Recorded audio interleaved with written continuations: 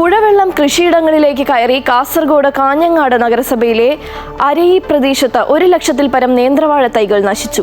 ദേശീയപാതയിൽ പുതിയ പാലം പണിയുന്നതിനായി പുഴയിൽ മണ്ണിട്ടതോടെയാണ് ജലനിരപ്പ് ഉയർന്ന് പുഴവെള്ളം കൃഷിയിടങ്ങളിലേക്ക് എത്തിയത്. പുഴവെള്ളം കൃഷിയിടങ്ങളിലേക്ക് എത്തി കാഞ്ഞങ്ങാട് നഗരസഭയിലെ അരയി, കാർത്തിക എന്നീ പ്രദേശങ്ങളിലാണ് നേന്ത്രവാഴ തൈകൾ വ്യാപകമായി നശിച്ചത്. പുഴവെള്ളം പ്രദേശങ്ങളിൽ കെട്ടിക്കിടക്കാൻ തുടങ്ങിയിട്ട് ഒരാഴ്ചയോളമായി. തമിഴ്നാട്ടിൽ നിന്ന് കൊണ്ടുവന്ന നേന്ത്രവാഴ കന്നുകൾ ഉപയോഗിച്ച് 2.5 മാസം മുൻപ് തുടങ്ങിയ വാഴകൃഷിക്കാണ് പുഴവെള്ളം കയറി തിരിച്ചടി നേരിട്ടത്. ഇതുവരെയുള്ള പരിചരണത്തിനായി കന്നൊന്നിന് 120 രൂപയോളം ചിലവായതായി കർഷകർ പറഞ്ഞു. ദേശീയപാതയിലെ പാലം നിർമ്മാണത്തിന്റെ ഭാഗമായി പുഴവെള്ളം കൃഷിയിടങ്ങളിൽ എത്തിയതിനെതിരെ പ്രതിഷേധം ശക്തമായി.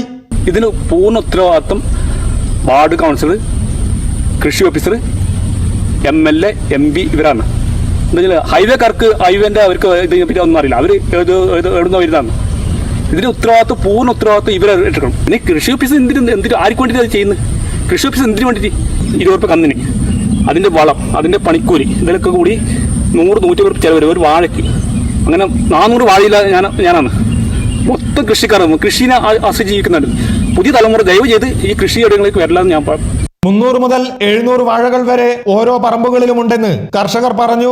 ദേശീയപാത വികസന ഭാഗമായി പാലം നിർമ്മാണം നടക്കുന്ന നീലേശ്വരത്ത് നിന്ന് 15 കിലോമീറ്റർ അകലെയുള്ള വാഴത്തോപ്പുകളിലേക്കാണ് വെള്ളം എത്തിയത്. കെട്ടിക്കിടക്കുന്ന പുഴവെള്ളം താഴ്ന്നിറങ്ങാത്ത അവസ്ഥയിൽ ഇനി പ്രതീക്ഷകളില്ല. ചിലവ് കണക്കാക്കിയാൽ 1 കോടിയോളം രൂപയുടെ കൃഷിനാശമാണ് കാഞ്ഞങ്ങാട് അരയി പ്രദേശത്തുണ്ടായത്. അമൃത ന്യൂസ്, കാസർഗോഡ്.